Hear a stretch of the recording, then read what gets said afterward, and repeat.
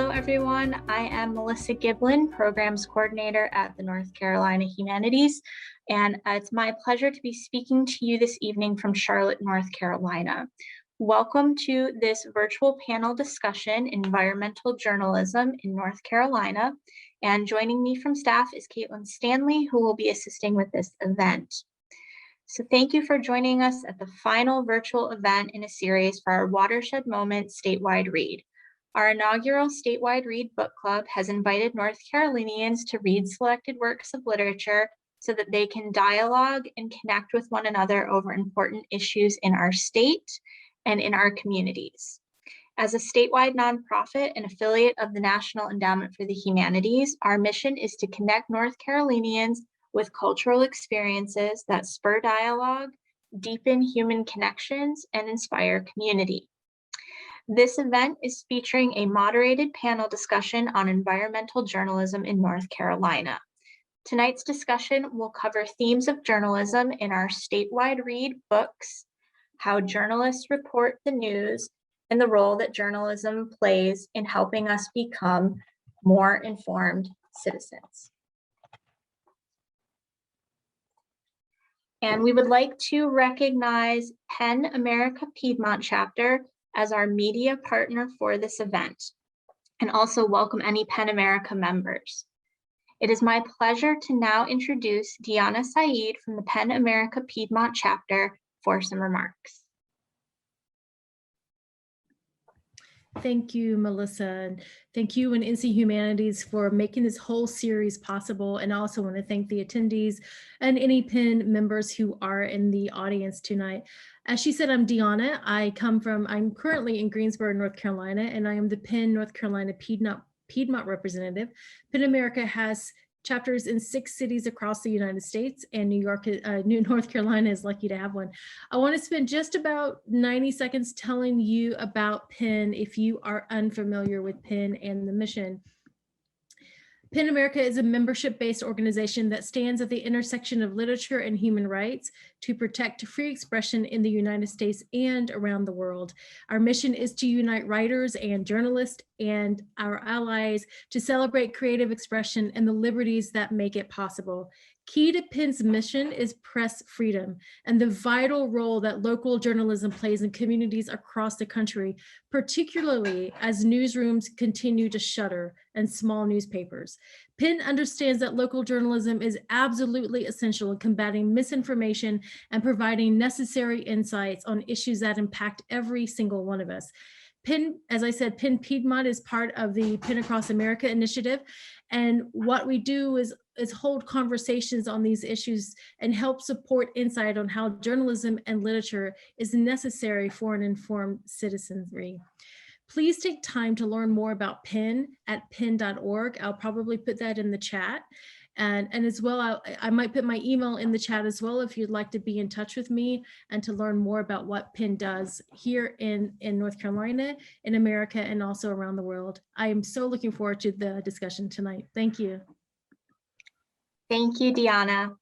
It is our pleasure to also welcome North Carolina Humanities Board of Trustee Mike Wakeford as this evening's moderator. We would also like to welcome Justin Catanoso, Jack Eigelman, Lisa Sorg, and Adam Wagner as our panelists for this evening.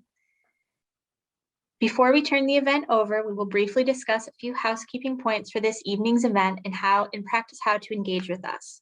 Today's webinar is being recorded and will be available after the live session. We'd love to hear from you during today's event. If you have a question, please send it through the Q&A tab. We encourage you to share your experience on social media with the hashtag Watershed Moments and tagging @NC Humanities. Caitlin is going to launch a poll, and we hope you'll all participate. And please take a moment to complete that poll about what topic you are most looking forward to hearing about at tonight's conversation. Awesome. We got great responses from everyone. So I'll share some of these back out, but there's pretty good spread across them, although I think the leading was reporting on environmental issues and natural disasters in North Carolina, which is definitely an issue that affects all of us. So lots of excitement to learn more from the attendees tonight. That's great. Well, let's not delay any further, and we will get this kicked off and get the conversation started by turning the event over to our moderator, Mike Wakeford. Thanks, Melissa. Thanks everybody for being here. My name is indeed Mike Wakeford. I am Associate Professor of History and Humanities in the Division of Liberal Arts at UNC School of the Arts in Winston-Salem, North Carolina. That's where I'm coming from tonight. I'm also interim executive director of a local museum here in Winston-Salem, Muse Winston-Salem, and it's my real privilege to serve as a trustee for North Carolina Humanities, and I think it's in that capacity that I'm here tonight, and I'm really looking forward to this this conversation, which promises to be really enlightening and really important. So thanks for allowing me to play moderator tonight, and we shall get started. So both of the, and hello to the audience out there too, I should have said, and we'll meet our guests in just a moment. To get started, I should just say both of the Statewide Read books, Dry and The Water Knife, examine news coverage and journalism in different ways.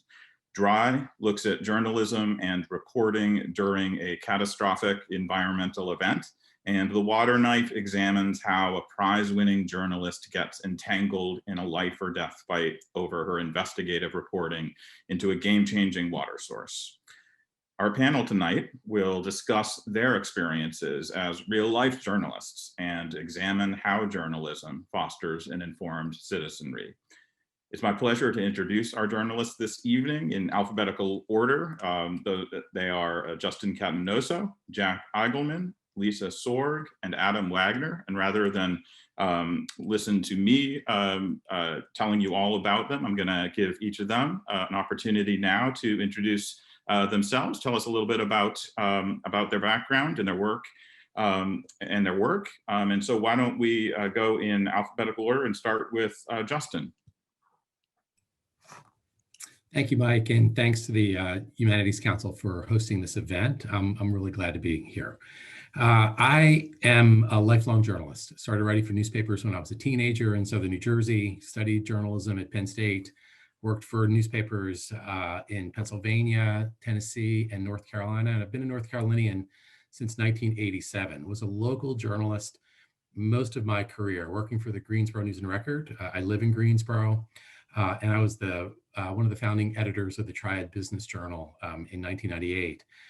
I left newspapers in 2011 to teach full-time at Wake Forest University. So I'm a professor of journalism at Wake Forest, and I'm a freelance science writer, environmental writer for an international news organization called Manga Bay. It's a fabulous environmental news group that if you're not familiar with, I would urge you to check it out. We cover environmental news from around the world. My specialty is climate change and climate policy, and I have had the good fortune of covering the last 6 United Nations climate summits. I was in Paris for the historic Paris Accord. As a part of my role here today, one of the big stories that I cover in North Carolina is environmentally based. It affects our forests. It has to do with renewable energy and a resource that we are providing to the EU, the UK, and increasingly Japan and South Korea, which I suspect very few of our listeners today know about. And I'm going to be eager to talk about that in a little bit.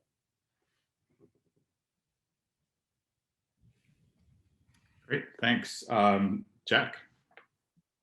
Thanks, Mike, and thanks for having me on the panel. I'm excited to be here.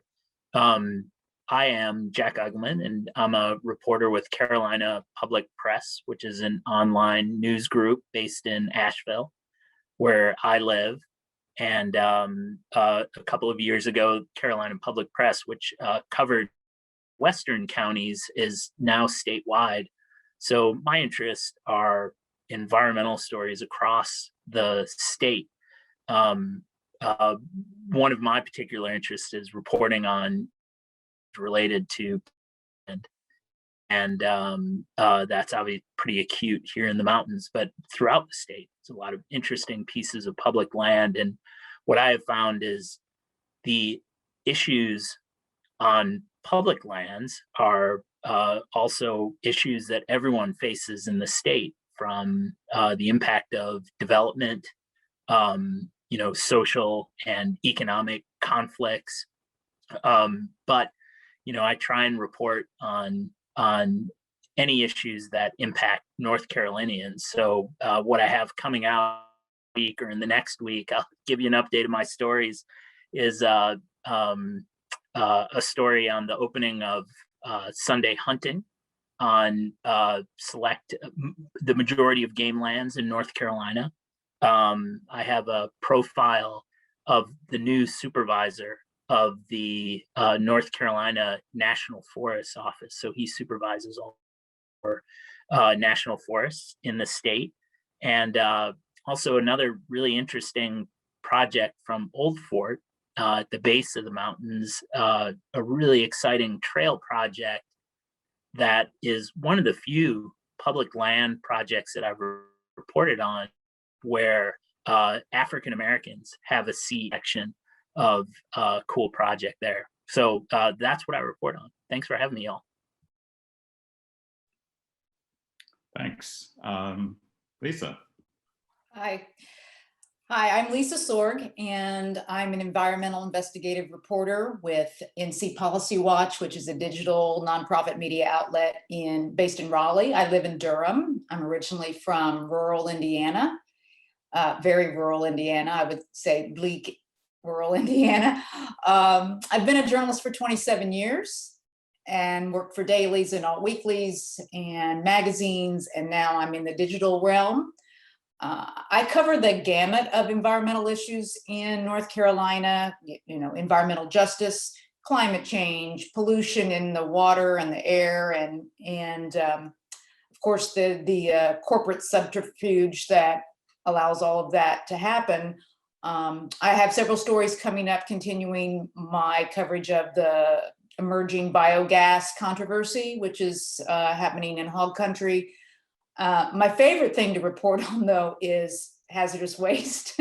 I really enjoy writing about Superfund and landfills and the environmental justice issues that are related to people living near these solid waste and hazardous waste dumps. So I'm really interested at dinner parties for that very reason, that I can talk about hazardous waste. So it's great to be here. Adam. Hey, I'm Adam Wagner. I'm a reporter at the News and Observer in Raleigh. I've been here for about 2 years, and I am funded at the News and Observer via a grant through the Report for America program. Prior to coming to Raleigh, I was a reporter at the Star News in Wilmington for about 7 years and really covered everything there. Sort of at the tail end there, covered the environment and did a lot of reporting on the Gen X contamination in the Cape Fear River, some reporting on the Sutton coal ash site, some reporting on hog farm stuff. So now at the end of NOAA, I focus mainly on hurricane recovery and the sort of ongoing impacts of flooding in Eastern North Carolina. Great. Well, thanks to all of you for letting us know about where you come from and what you do. So let's go ahead and get the discussion started, and just to give folks in our audience a sense of how this is going to proceed. I have a few questions loosely grouped together under several kind of themes or categories, and we'll sort of move through a set of questions, and then pause for a moment and see if there are questions from the audience, and if so, we'll pause and let the audience get involved, and then when that and then we'll go back to some more questions, and we'll see where this goes. So let's get started. The first set of questions that I have to do with the question of how do journalists do the job of reporting, and how does how does that job compare or contrast? And here's where the context of the statewide read comes into it. How does the job of reporting as y'all do it, how does it compare or contrast to the examples presented in both of the statewide read books? Now, fear not, you do not, this is not a test. And if you have not, if you have not read the books, you are 100% welcome here. And so, but let me do everybody the service of just giving you a little bit of a snapshot of what goes on in these books. Some of you already know this. In Dry, Lila Singh is a news anchor who is reporting on the initial water crisis situation. Lila then takes the news chopper for live action reporting from the field. In The Water Knife, Lucy Monroe is a prize-winning journalist who's reporting changes to a more digital, revenue-based social media reporting, in part due to how dangerous it is to report the truth. So with those two little glimpses of the two statewide read books as context, let me start the questions. I'll direct this one to Lisa, but as you all know, you can mix it up together, interrupt each other. I'll look for a raised eyebrow, and I'll know that you want in on this discussion, and I'll try to make sure everybody gets to say their piece. Lisa, first question, we'll start with you. Where and how do you find the news you report on? Well, first of all, from tips from people just in their own communities, people who see or hear or often smell something that is suspicious. I get them all the time. People will call or send an email. And so that's one way. And then I, of course, my job is to suss those out. For example, there was a giant poultry farm that was planned for rural Chatham County. A reader tipped me saying there's something hinky about this, and the only identifying information was a tax parcel number and a small classified ad. Turns out the farm would have been using taxpayer dollars, was going to be on a state senator's land, and that turned into a story. And it's only because somebody called me. I build a list of sources that I check in with regularly. I go to tons of meetings, either virtually now or in the old days, and hopefully soon in the future in person. And I read an enormous amount of documents that most people would probably fall asleep over, but it's my job to stay awake and to find nuggets and find new people to tell me things. And then curiosity, sometimes just walking around or driving around. Why does this neighborhood flood? What's behind that chain link fence? What's that smell? So it's a combination of documents, meetings, sources, tips, and my own kind of hunches. Others want to add to that? Where do you find the news that you report on? Jack. Yeah, I'll jump in. I was going to say a big one is curiosity. Tips are super important. Thank goodness for those. Some are dead ends, of course, and there's a bit of a trade-off there. But I think my favorite story that I reported on last year was my family spends time at Atlanta during the summer for a week. And, from the mountains, the coast is so exciting. Probably for y'all who are closer, it's not so exciting, but I love being there. But love to fish from the pier, the Oceana Pier. And I was just standing there realizing that it's just getting hammered by hurricanes, and it's only going to get worse. And so I went to the front and said, who owns the pier and how do I find them? And that was amazing, just to sit down with the pier owner who happened to be here of Atlantic Beach. So that was also just opened all sorts of doors. There was a social aspect to it. Probably, well, it may not be a book, but there's an ecological aspect. So I think curiosity is a big one to open doors to really cool stories that you would not think up on your own. Great. Justin? Yeah, I think that really Lisa did a good job of outlining the sort of all of the above approach to finding stories. When I was in Wilmington, I wrote a story about why the city smells like cat pee at a lot of mornings. And that story did very, very well. Because a lot of people smell that. But a lot of times it really is just staying to the end of meetings and reading to the end of documents. That's what reporters do. You can't tease us like that. Why does the city smell like cat pee? Yeah, really. There's a company just over the Cape Fear River on 421 that releases a chemical that has the odor, and there's been a long back and forth between that company and regulators about just what they should be emitting, and gee, how can they make it not smell like cat pee in the mornings? Wow. Justin, sorry to cut you off. Yeah, I know. As a freelancer, I'm a little bit more narrow in my focus, but it really is what all of you are saying.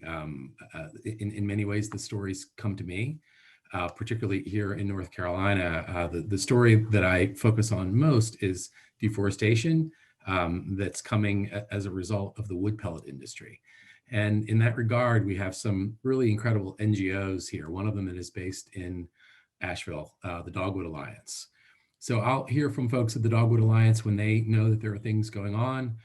There are stories that I have in play that I'm following up on, and just trying to get a better understanding of the impact that this relatively new industry is having on our tree cover, primarily in the eastern part of North Carolina. And those stories are coming from the folks that are out in the field. They're either in the communities, they're environmental activists, or they're the NGOs that are sort of knocking on the door in Raleigh and trying to get regulations to slow this industry down. It strikes me, just listening to all your responses, that none of you said you get your stories handed down to you by an editor. It sounds like you all are entrepreneurial and have to find your own stories. Is there a truth to that, about maybe especially around something as specialized as the environmental beat, so to speak?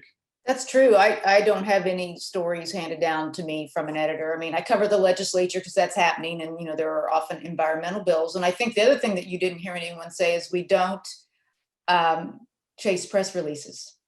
I mean, I'm not saying they're useless, but rarely has a press release led me to anything that I'm proud of. Yeah. Interesting. The one thing we didn't mention that I think it probably is worth mentioning is we really like lawsuits. We like reading through lawsuits, and we like the discovery that comes out of lawsuits. And there are a lot of lawsuits in North Carolina environmental reporting. So, but honestly, it's a busy enough beat, and there's enough things going on in enough different places that there's no need for an editor to be standing there saying, go do X, Y, or Z today. Interesting. Well, another question. I'll come right back to you with this one. In one of the statewide read books, Dry, the tap out, as it's called, only receives a local, so the peak of the drought, water shortage, only receives local news coverage first, and doesn't just local news coverage at first, and doesn't receive national coverage until the situation has reached catastrophic proportions. Sort of coming out of that element of the book, I wanted to ask, and maybe this will take you back to some of what's already been said, but how do you determine, how do you sort of diagnose newsworthiness, and at what point in the development of a story do you identify it as newsworthy? Yeah, I think the biggest thing is just, is this going to impact a significant number of people? And a lot of times with environmental coverage, the answer is yes. If there's something in the drinking water, it impacts everyone that drinks out of a given source or a given water provider's coverage. If there's something in the air, how far does that go, essentially? So the other thing with disaster reporting specifically, though, is disaster coverage is really local right up until it's not. And the tipping point on when it is or isn't local, it is kind of hard to determine. Like Hurricane Dorian did not get national coverage, even though people died tornadoes in that storm. But Hurricane Florence, obviously, every single news network was hanging out at the Wilmington Convention Center for days on end because it just dropped a monstrous amount of rain on eastern North Carolina. Other thoughts on that? Mike, I'd like to just sort of pick up on that idea of newsworthiness and how I see my role in some ways supporting the work that the other reporters here are doing, because I'm often covering stories internationally, and because it's climate change, I'm trying to explain from different parts of the world how the climate is changing, how the environment is changing there, and how that's having an impact in other parts of the world. So for example, I've done a good bit of reporting from Peru, where the deforestation is off the charts, and have had to come to understand the importance of tropical forests, and how tropical forests are not only important in pulling pollution from the air, but they're also important in creating weather. And as we have more and more deforestation in tropical forests, we have more and more drought around the world. And so there's just sort of this one-to-one correlation. We think it's a horrible thing. We all bemoan the fact that we're chopping down the Amazon, but we don't realize that it's having an effect on our own weather patterns right here in North Carolina.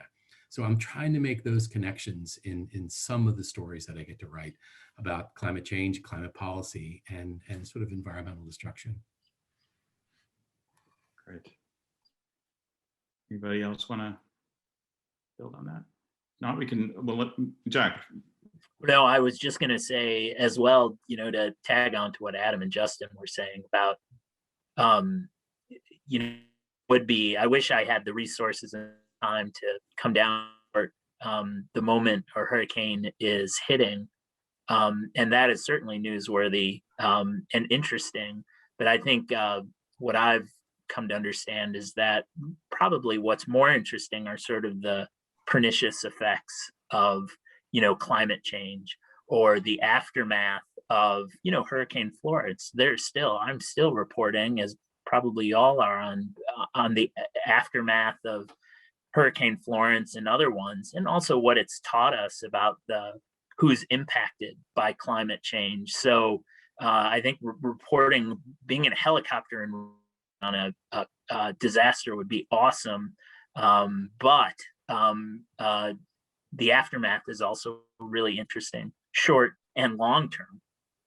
Yeah, and I think so often, you know, the Weather Channel's there, or, you know, there's this kind of voyeuristic approach that some national media take towards these natural disasters and the people who are suffering. And I personally don't want to go to somebody's porch who, you know, or what's left of their porch, and say, well, how do you feel? Well, what do you think they're going to say? They feel terrible. They just lost their house. And, you know, I would also add that in terms of unnatural disasters, man-made disasters, human-made disasters, like the Colonial Pipeline spill down in Huntersville, WFAE and I think the Charlotte Observer have done a lot of stories about that. And it's only recently that the national news has picked it up, and it's the largest gasoline spill in 27 years in the United States. Wow. And only now is like the Washington Post figuring it out. Wow.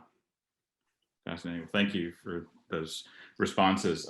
This might be a good time to pause and check in with Caitlin. Are there some questions coming in from the audience?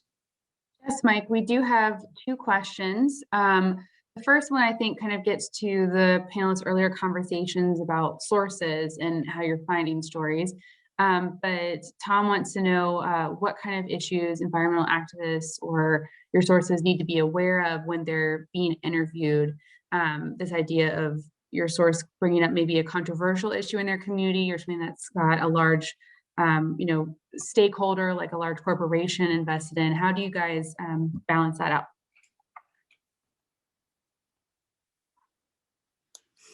Somebody want to take that? I think that usually when we talk with activists or with interest groups, they have a pretty good idea what's going on. They know that they're on the record, and they know that it's an interview for publication. Where I tend to be a little more careful, and I'm sure everyone else here tends to be a little more careful, is when we're interviewing real people. And it's explaining to them that, hey, this is going in the newspaper, or your photo it's going online. People are going to be able to find this. People are going to be able to Google you. Here are the potential ramifications of that. And it's not to scare them. It's just to put them in a just so they fully understand what this process is and what this looks like. Also, like, maybe this isn't coming out tomorrow. Maybe this is going to come out in a few days, so that they're not running out and checking the paper. And, I'll send you a text message. I'll give you a call whenever this comes out, because people like being in the paper. So, yeah.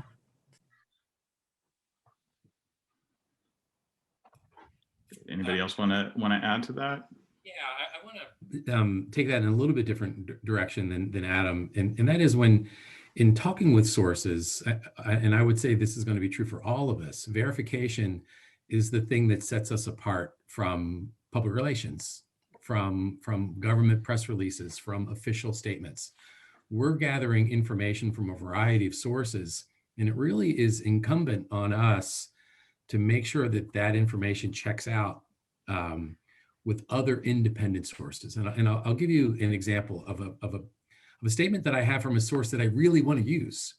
And that is that the deforestation in the US Southeast, because of the wood pellet industry, because of the biomass industry, is greater than the deforestation that's taking place in the Amazon right now. So I'm lucky enough to spend time in the Amazon, and I live in the Southeast. That is a dramatic statement. I can't confirm it, and I've tried. And right now, I think it's something that an advocate can say and get away with. It's hyperbolic. The deforestation that's taking place in the Southeast is horrendous, but it's not anywhere near what's happening in Brazil and Peru and Ecuador and places like that. So as much as I would like to use that statement, if I can't verify it with independent scientists or with maps or with research, I've got to let it go. And all of us are in that same boat. We can't be fooled by the passion of the sources that we have when we're covering the environment, because our sources are really, really passionate about the things that they represent and what they're dedicating their professions and lives to. I think we're seeing that on display here, because I'm watching both comments coming in through the chat bar and through the Q&A that I can see, and this is a very informed audience with amazing questions. Caitlin, do you want to should we air another question right now and then move on, and we'll get to all of them hopefully. Yeah, I think that'd be a great plan, Mike. I think some of these questions may also come up further in the discussion, but this is probably this next one is in reference to what Lisa was saying earlier about her area of interest. But this person wants to know more about environmental issues in North Carolina and how they're significantly impacting communities of color. Well, I mean, it's no coincidence that polluting industries locate in communities of color, low-income neighborhoods. It's not just something that happened in the past. It's happening now. I mean, there are permits going through the state regulatory system for air pollution for wood pellet plants that are in frontline communities that are, 60, 70% people of color. So that is always something that figures into my reporting. I always do a census analysis every time I do these kinds of stories. A couple weeks ago, I did an analysis of all the, here we go, hazardous waste, Superfund landfills that are in floodplains, 100-year floodplains, which goes to the climate change issue, and how many of these hazards not only are in floodplains, but are in communities of color or low-income neighborhoods. And, no surprise, I think, I forget what the exact was, but it was like 81% in low-income neighborhoods, 69 or 70% in communities of color, and 54% in both. So this is a huge deal. And at the same time, when you go into these communities, you don't want to portray them as victims. I think there's a certain dignity and nobility that you have to give people. And it's not just, look, this bad thing is happening, but they're real human beings and they have an essence, and they're just not caricatures of victims. So we'll get into that later about how not to, I think of it as an extraction of information. That's not what we want out of our sources. I want actually a relationship where I can call people and it doesn't feel like I'm just getting them the information and running.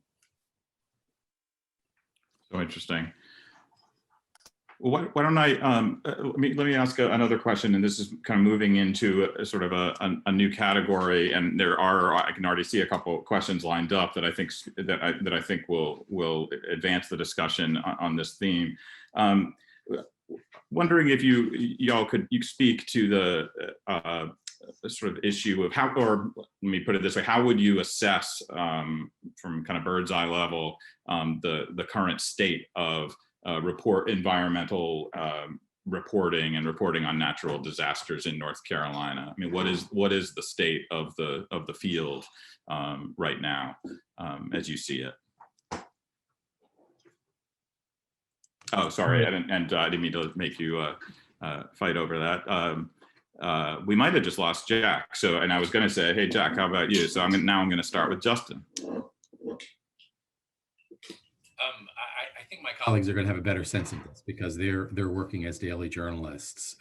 As someone who was in the field, working in journalism regularly, a decade ago and longer, every newspaper in the state had an environmental reporter. Everyone did. It was just a part of their beat. It was a signature part of our coverage.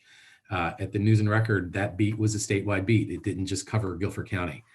I am going to say that Adam is an example of the state of environmental coverage. The News and Observer, as it downsized, that was one of the jobs that they eliminated. And Adam, you're funded. You have outside funding for your position. It's not a position that the News and Observer can fund itself. I don't know, but do you cover the environment for Charlotte and Durham as well?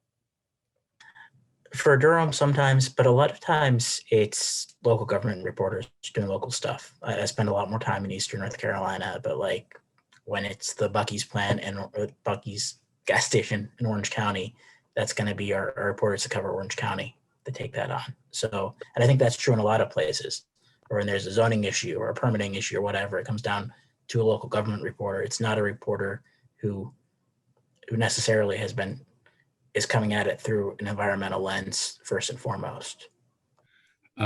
So I really want to hear from my colleagues on this, but I think that the daily newspapers across the state that used to really dedicate a lot of time and energy to covering the environment do not have the resources to do that now. And so you see it going to more niche organizations like are represented here. I write for a niche organization. It just happens to be on an international scale, but we just cover the environment. I would agree with that. For example, I was in Vance County earlier this year and late last year covering a type of land clearing and debris landfill. It's sexier than it sounds, but people didn't want it in this neighborhood. I went to the hearings in person. I was the only reporter there in Henderson. Henderson has a newspaper, but they probably didn't have enough people to send to the Board of Adjustment, which is where it was, on a Tuesday or a Thursday night. I mean, it was kind of depressing in that sense. I think that the other thing I would say here is this has been really, really difficult during the pandemic, where sort of all resources are all pandemic all the time. And any news that isn't pandemic and 5 months ago election related has had a hard time breaking through and getting any attention whatsoever. So I'm hopeful that as we sort of get the vaccine rollout going here, that maybe some of these other stories start to break through again. Jack, I noticed you dropped off the call just as my question and got really intense. Classic move, but you're back, and so in case you missed the question, it was a very general one. How do you assess the kind of state of the field of environmental and natural disaster reporting in North Carolina these days? Yeah, I caught the tail end of what Justin, Adam, and Lisa had said. But yeah, obviously, every kind of journalism is under extreme pressure. And, just there's so many stories just in Western North Carolina alone that, boy, would be so meaningful to report on, but it's just impossible.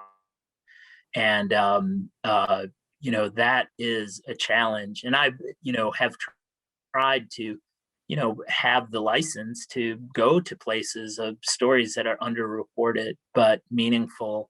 And, I think one of the exciting developments, Carolina Public Press being statewide and, a different model, like Lisa's organization as well, we have a statewide scope, which I think is more important than ever, reporting. I've done some reporting on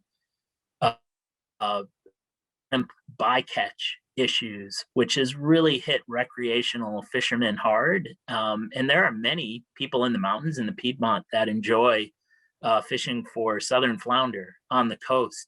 So I think it's important that many of the issues that are local also have statewide repercussions. So there is an opportunity, to report in a more meaningful way than we have in the past. But boy, there aren't an end to tag on to what Adam is saying is I'm looking forward to getting done with COVID soon. For more reasons. No, go ahead. Sorry. No, that's it. Well, I'm gonna piggyback right on what you just said on one of the questions that's come in through the Q&A, because it sounds like you're anticipating this question. Somebody asked, do any of you cover environmental issues regarding coastal fishing legislation and the impact that has on traditional coastal culture? Do you want to speak a little more to that, Jack, and then anybody else who wants to pick up on it? Yeah, that came in from a tip of, someone who, one of my sources really invested in the issue. And, going back to what's newsworthy, controversy and conflict are always stories that draw my attention, but also because conflict means there's something meaningful.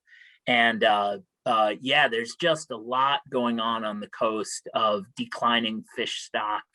And I think what is a really interesting to explore, there's perhaps, some of it is related to fishing, overfishing potentially, but I think there's also the open question is how is the climate impacting our coastal fisheries? It unquestionably is. So I think there's a ton to untangle, and it's a statewide issue, I believe, but it's also a local issue because people depend on that resource who live on the coast, who fish or guide or recreate. Great. Does anybody else want to talk coastal fishing legislation? Adam? I think the coastal fishing issue stuff is so fascinating because this is something that in the mid-90s was one of the defining political stories in the state. And now when I was in Wilmington, I spent 2 or 3 months writing about fishing, and those stories just didn't get read. They were tremendously important to the people who were the 300 or 400 people in the room at the Marine Fisheries Commission or whatever it was, but the community writ large didn't see their importance for whatever reason. Part of that was probably a failing on the reporter that wrote the stories, but it's an issue that so many people are so passionate about it, and it's also one of the leading edges of climate change in the state. So it's one I think a lot of us are going to be paying attention to moving forward. Fascinating. Well, another question in the Q&A, Caitlin, forgive me, it's catching my eye, so I'll just read it, and I think it's maybe a nice way to sort of wrap up this set of questions too. Somebody asked a minute ago,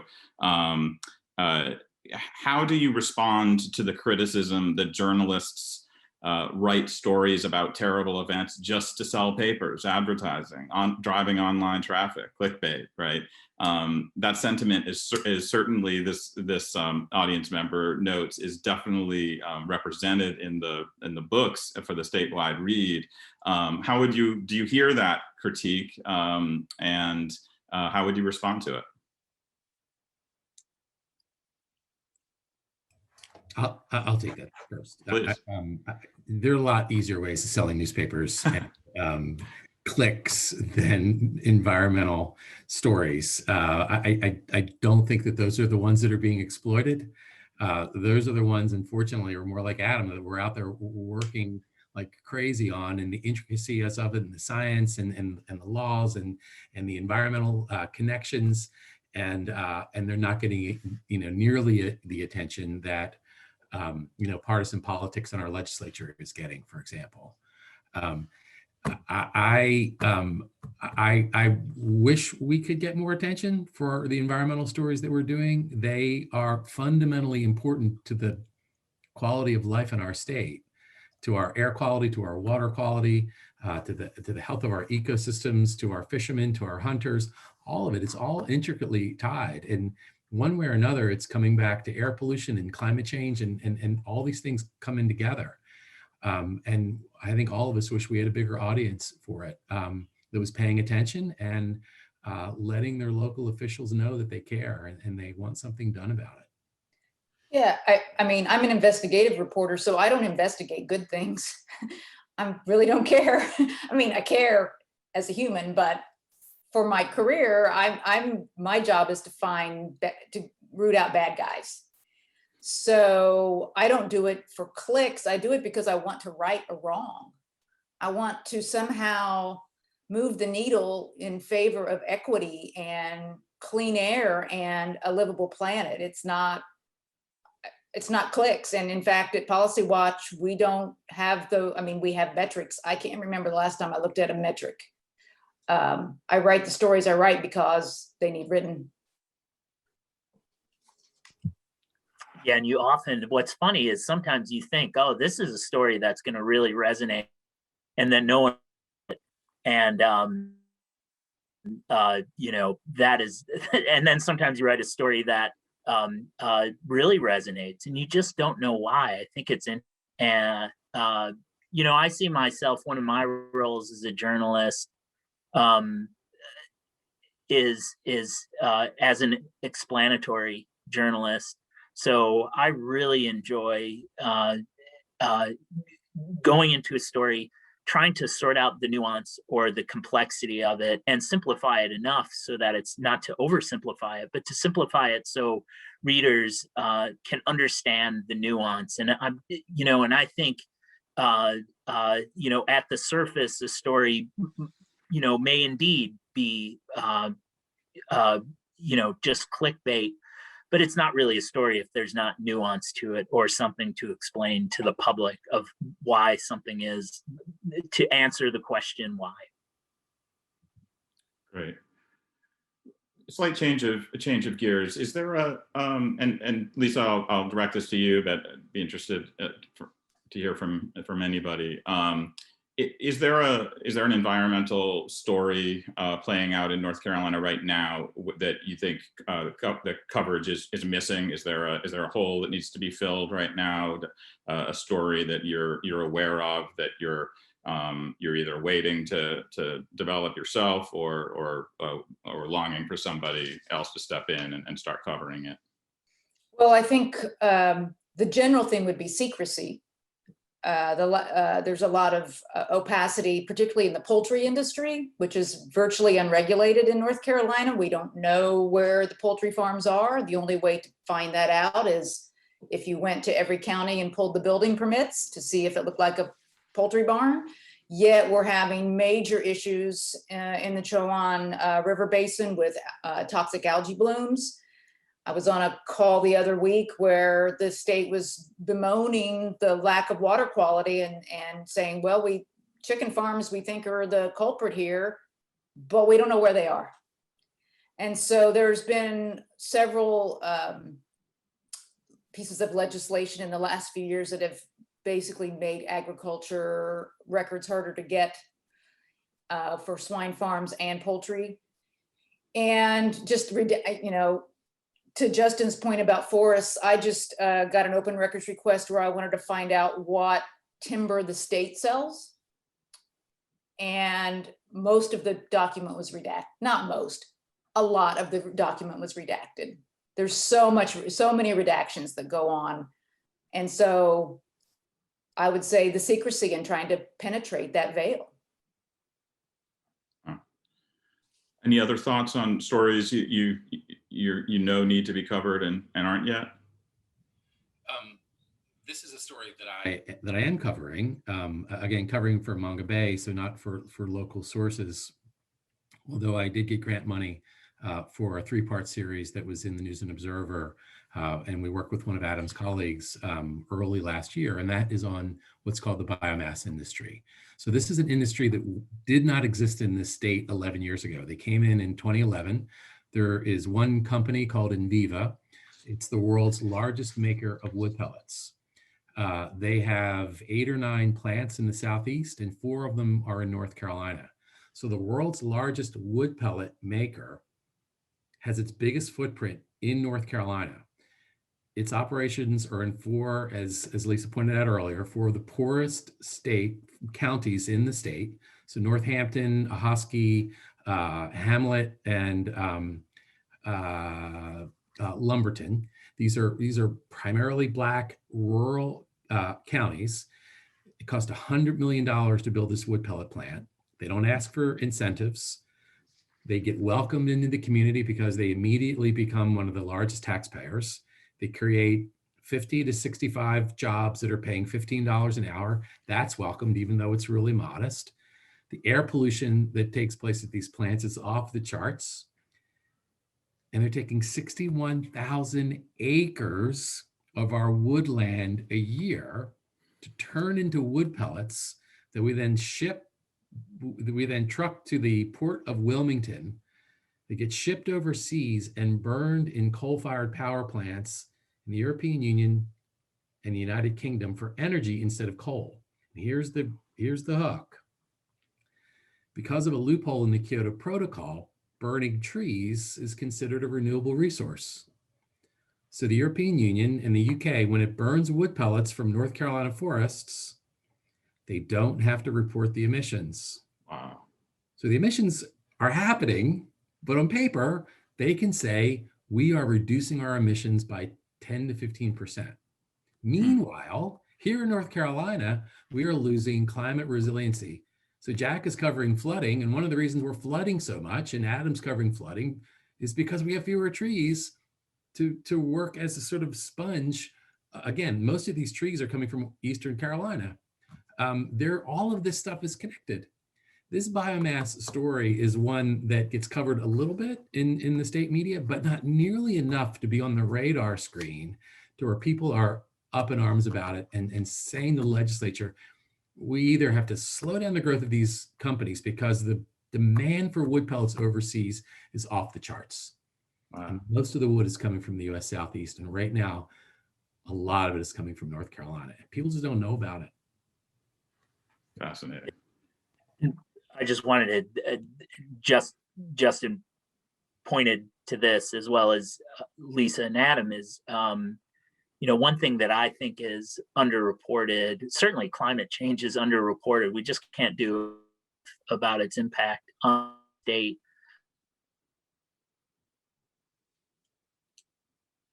state. And I wanted to put a plug in for books. Do I get extra credit for that? But one thing I thought that Dry got wrong is that all the protagonists in Dry were white and suburban. And while I liked the book very much, I thought that was problematic because the people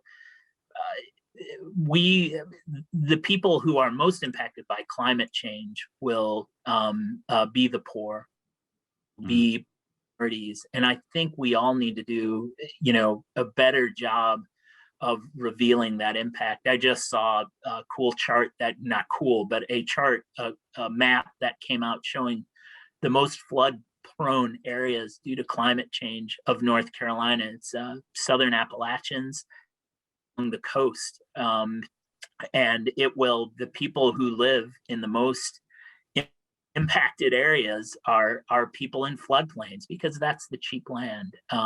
So I think that's underreported. It's reported on. We just can't do enough of it, and to really make that clear. Wow. And there's Thanks. also the history of redlining that put people in harm's way. It's the racial property legacy that really needs to be pointed out. I mean, the reason that people of color live there is because the land was cheap and it was poor and it was hard to farm and it flooded. So let's put them there, is what we said, and to some extent still say.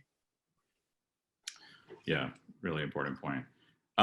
So I want to push ahead to the sort of final set of questions I have, and I see another question still in the Q&A that we'll make sure we get to. But I want to make sure that we talk about the issue, and we certainly have in a variety of ways already, but specifically on the issue of what the relationship of journalism and the press is to the communities they serve, and I'd love to talk too about the question of what kinds of responsibility does the press have to its communities, and to the overall cause of developing an informed citizenry. Guess I'm asking for your thoughts on how do you answer that question? We've obviously already acknowledged that that local journalism is a field that faces a lot of challenges right now, and so it's more important than ever, presumably, to be able to articulate its value. I'd love to have each of you take your crack at it and equip us with a good ways of talking about that as well. Adam, why don't I let you go first? Yeah, I think that the reporters are basically citizens with superpowers. We're not doing anything that any normal person can't do. We're getting public records, we're talking to public officials, we're going to public meetings, and that's how we're crafting our stories. Also, we are a sounding board for the community. When the community has concerns, we're there to hear them and to take them back to the elected officials and to the decision makers and say, hey, this is a problem, or people think this is a problem. What's the fix? What's the solution? Is it going to get better, basically? But really, the biggest thing is that we get paid to sit in committee meetings and city council meetings and read documents and do the things that people have lives. they can't necessarily do those things. We get paid to not have lives for 8 hours a day. So, but no, again, anyone can do this stuff. It's just a matter of if you have the time. Justin, Lisa, Jack? I think we're accountable for sure, and we have to be invested in them. And what I mean by that is we have to have a genuine commitment to the time and the energy it takes to understand a place that maybe we don't live in to the best of our knowledge, the people who live there, and what they're facing, and report the truth the best we know it, and portray and depict the people in the place as honestly as possible without shortcuts, and making sure that multiple voices are represented and have a place in the story. I like to think about, I always go to the places, even during the pandemic, even though there hasn't been anybody to talk to, I have to go get the lay of the land. I have to know, a map will only tell you so much. It's just a representation.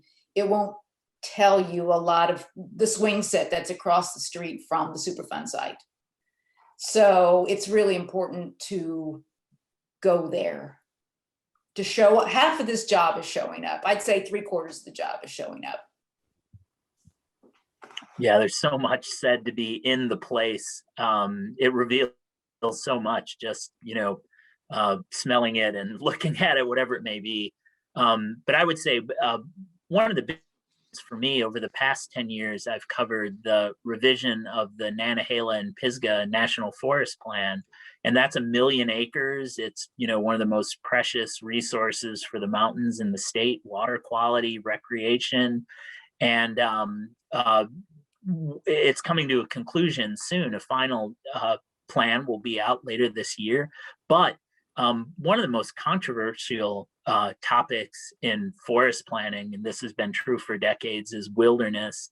And I think I came into this reporting with a conceived view of wilderness and got checked on that by the public saying, wait a minute, you got that not quite right.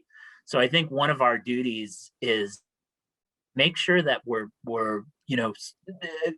coming in as unbiased, checking our preconceived notions so we can report fairly accurately on every topic that we're reporting on. The truth is we get it wrong sometimes, but as you stick with the beat, you eventually get it right, and it does sort itself out if you're committed to it. Great. Justin, you want to add to that?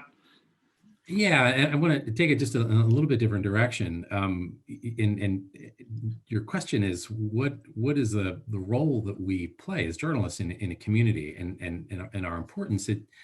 It's fundamental. I mean, it's the press is the only business that's protected under the Constitution, and it's protected for a reason. Our job, whether we're sitting in meetings or going out and walking around communities or going out through the woods, our job is to represent the public, and it's to hold people in power accountable. And I think in the course of this conversation, our listeners have heard examples of that. But there's a responsibility on the other end, and that is local journalism is dying for a reason, and that's because local people are not supporting their local newspapers anymore. And part of that is the advertising model has broken, and so it really, in many ways, requires a more creative thinking about how we are going to support local news. We have lots of national news, like the New York Times had a front page story about the Outer Banks yesterday. Incredible story. Like that's a story that would play great on the front page of the Raleigh News and Observer. But the fact of the matter is, like, the New York Times isn't going to cover, we have a mayor's race in Greensboro this year. They're not going to cover that race. Western North Carolina, and I don't want to get overly political here, but Western North Carolina elected a 24-year-old college dropout to be a House member, to be a member of Congress, who lied the entire time about who he was and what he did. And there was very little local media there to hold him accountable. And when they did, there was nobody there to read it because there aren't enough people reading the Asheville Citizen Times or other newspapers in that area. And so we get a kid who has no qualifications to be a congressman representing the Western District of North Carolina right now. There's a one-to-one correlation between the health of local news and the quality of good governance. And we should all be a little terrified about that. And we should all be thinking, like, what are we willing to pay? And who are we willing to lobby and encourage to support local news organizations so they can do the job that we need to keep our communities accountable as we hold ourselves accountable. Come off my soapbox. I want to get back in real quick. Yeah, Adam, please. I think that so much about reporting on the environment is reporting about a place and reporting on a sense of place. And both Lisa and Jack's point about having to show up is an important one. But also the story about the New York Times that Chris Vallot wrote in the New York Times, the Outer Banks is going to get its attention, but Lumberton is not going to get its attention. And Hamlet is not going to get its attention. And, like Jack and Lisa, anytime I report about a place, I go to a place. I try to spend a couple of days there and eat lunch there and walk around the neighborhood and see where the river is, how far away it is from wherever. But at the same time, I don't live there. I'm trying to get it as right as I can, but I know going in that I'm not necessarily going to get it totally right. And like during Florence, the New York Times sent a guy down to Wilmington and the Sutton basically spilled over the coal ash containment there. And the Times guy tweets, "Oh, Wilmington's drinking water is under threat from the Sutton coal ash." Well, no, it's not. The intake is well up the Cape Fear River from that. And I know that because I live there, because I've written stories about it for 6 years. And it's just little stuff like that you only get right by living in a place, and especially living in a smaller community. And that's what is being lost with this sort of hollowing out of papers, especially throughout Eastern North Carolina, I think. Thank you for that. That all your answers together really, I think, provided a really multi-dimensional answer to that question. So thanks. So I want to be sensitive to the time on the clock, but also make sure we address at least a couple more questions. And I don't mean to preemptively cut it off. Keep the questions coming. I want to try to tie together two of the questions that I've seen from the audience, and maybe these questions are an opportunity to tell some more stories, so to speak. One question came in through the Q&A. Have any of you been intimidated by the corporations you investigate, or the corporations whose work may may come into the stories you cover? And then another question I saw in the chat bar dealt with, how do you deal with the how do you deal with the amount of misinformation and false information about environmental impact of corporate activity that industry puts out? How do you beat back? Well, yeah. So let me just leave it there.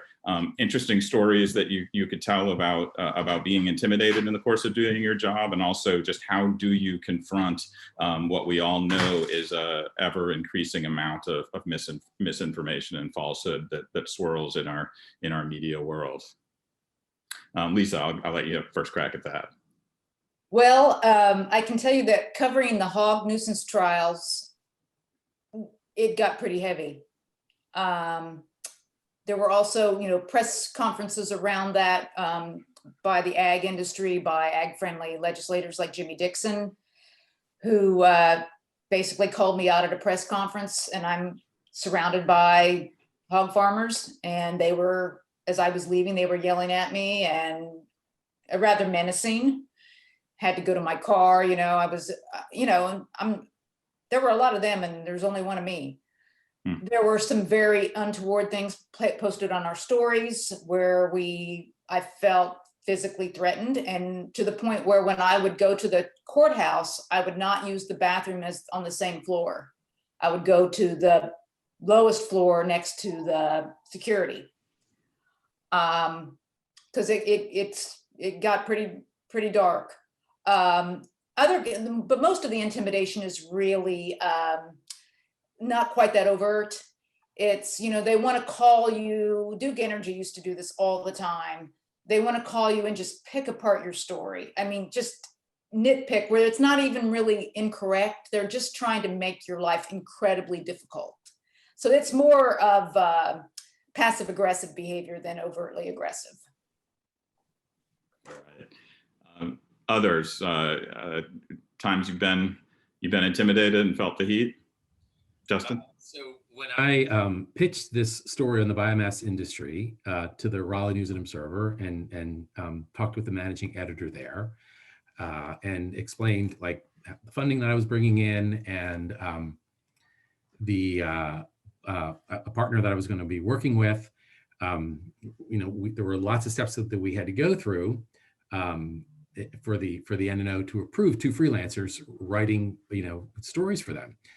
And they were great to work with. When Inviva found out that myself and Saul Elbine were writing these stories, they hired a crisis PR company in Seattle to basically comb through our social media. Like I have a website, and I am a little active on Twitter, but mostly I keep a website of all my articles, and I write a blog post, and then I link to my story. They read all of them about the biomass industry. And then they went back to the managing editor at the NNO, and they said, under no circumstances should you be working with this guy. because he's biased, he's an advocate, he's not going to be fair, and you don't want to be working with freelancers anyway. That's dangerous, and we're not going to talk to him. We'll only talk to a reporter that is on staff at the News and Observer. And to her credit, to the managing editor's credit, she said, we're going to work with these guys, and we're going to do this story, and it's your call whether you want to cooperate and answer their questions or not. The News and Observer actually did, because we needed the industry to talk to us, they gave a reporter to our project, so we became three people, and they only talked to the News and Observer reporter, not Saul and I, and then when the stories came out, they attacked Saul and I personally, and they created a website that attacked our professionalism, our accuracy. And so they did everything they could to undermine our credibility. And again, to the News and Observer's credit, they didn't back down from all of it. And those stories ran largely as we wrote them. And they ran over 3 days, and they were really long and involved. Wow. Jack or Adam?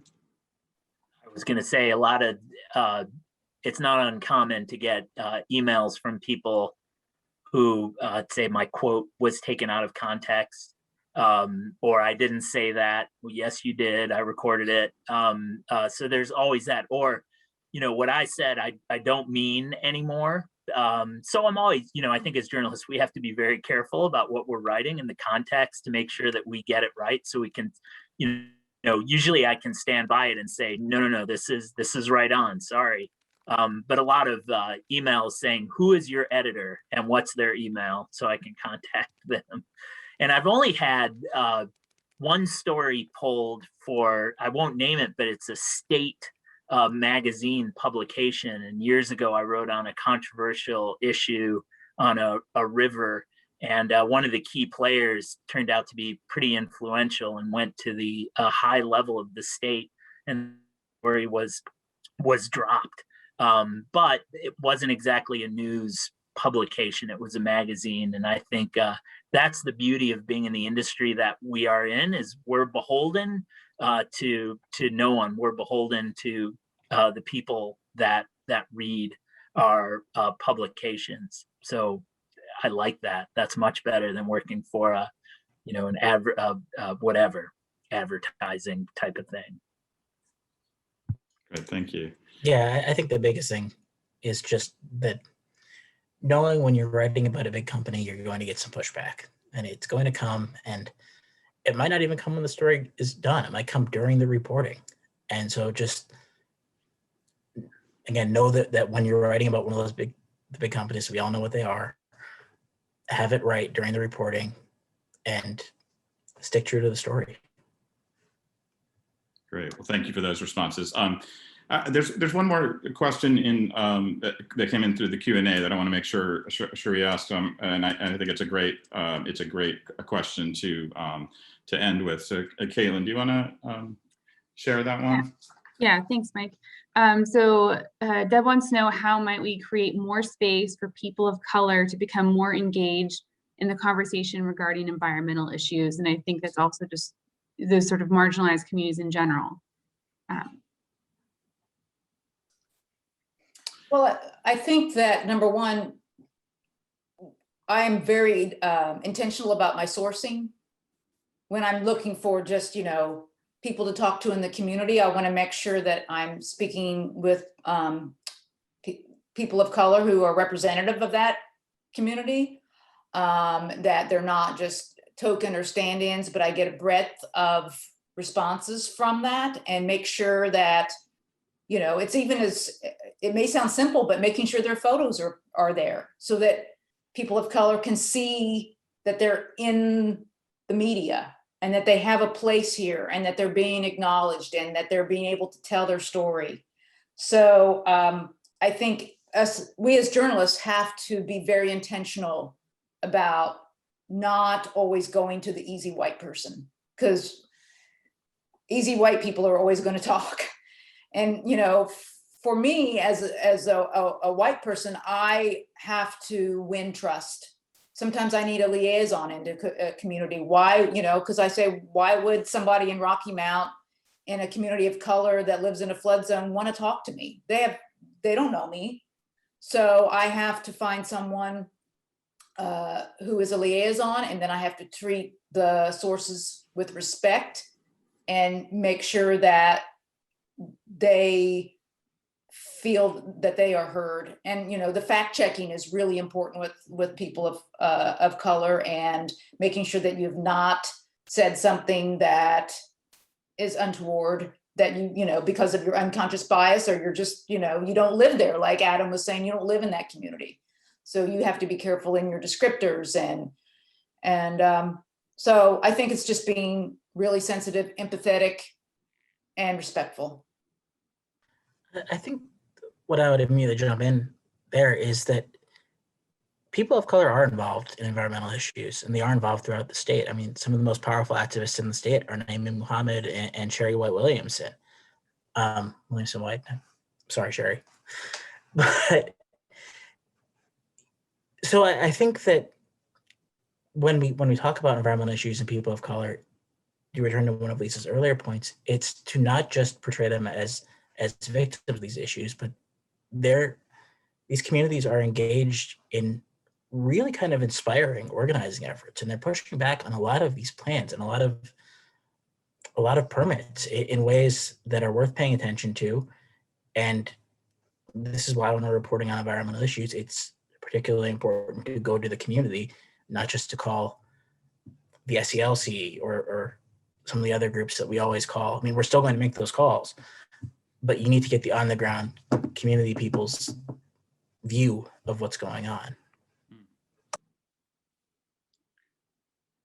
Well, that's a great question and responses to begin to wrap up on. I think I'm going to hand things off to back to Caitlin and Melissa in just a moment. But before I do, I just want to personally thank y'all for making my job very easy, and really offering such a interesting conversation. And thanks so much for the questions that came in as well. I in so many ways, as I think has been acknowledged, there's some really worrisome things going on, both some of the most gargantuan environmental challenges that confront us, and a local journalistic culture that's under a lot of pressure, and its jobs aren't easy right now. I thought maybe I'd have to settle for my some of you may, since you're environmental journalists, taken note of the piece in the New York Times a few days ago. I thought the best environmental news of the week was going to be news that Taylor Swift has been single-handedly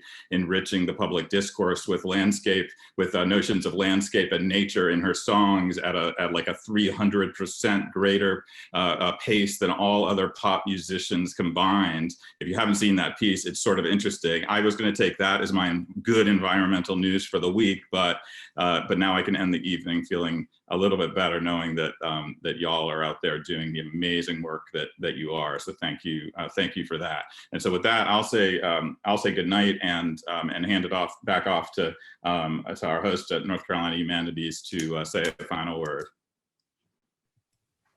Thanks, Mike.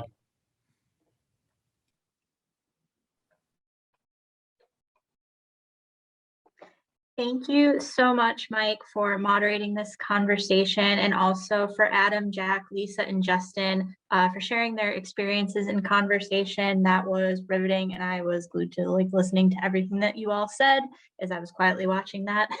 And thank you to Deanna and Penn America as well for their media partnership for this event. And after the conclusion of this event, those of you who registered with an email address will receive a brief survey to complete, and we would greatly appreciate you completing this survey to hear your feedback on this program.